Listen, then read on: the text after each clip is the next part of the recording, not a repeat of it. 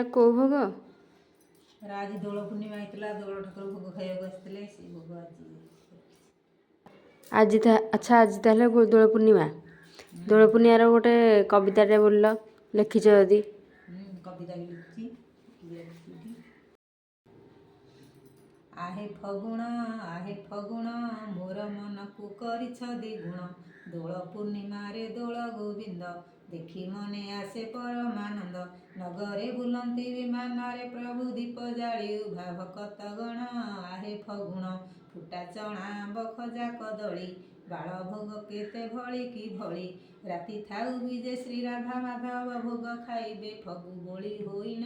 ଆହେ ଫଗୁଣ ମୋର ମନକୁ କରିଛ ଦ୍ୱିଗୁଣ, ମଶାଲ ଭାଙ୍ଗକୁ ଦୀପ ଦିହୁଡ଼ି।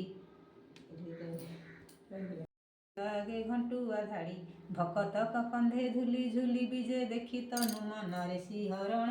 ଆହେ ଫଗୁଣ ମୋର ମନକୁ କରିଛ ଦ୍ୱିଗୁଣ। ରଥରେ ଦେଖିବା କଳା ବାମନ, ଚାପରେ ଦେଖିବା ମଧୁସୂଦନ। ଦୋଳରେ ଦୋଳ ଗୋବିନ୍ଦକୁ ଦେଖିବା, ରାଇ ସଙ୍ଗେ କାହ୍ନୁ ଫଗୁ ବୋଳିଣ। ବୋଳି ହୋଇଣ ହୋଲି ଖେଳିଣ ଦୋଳ ମିଲଣ।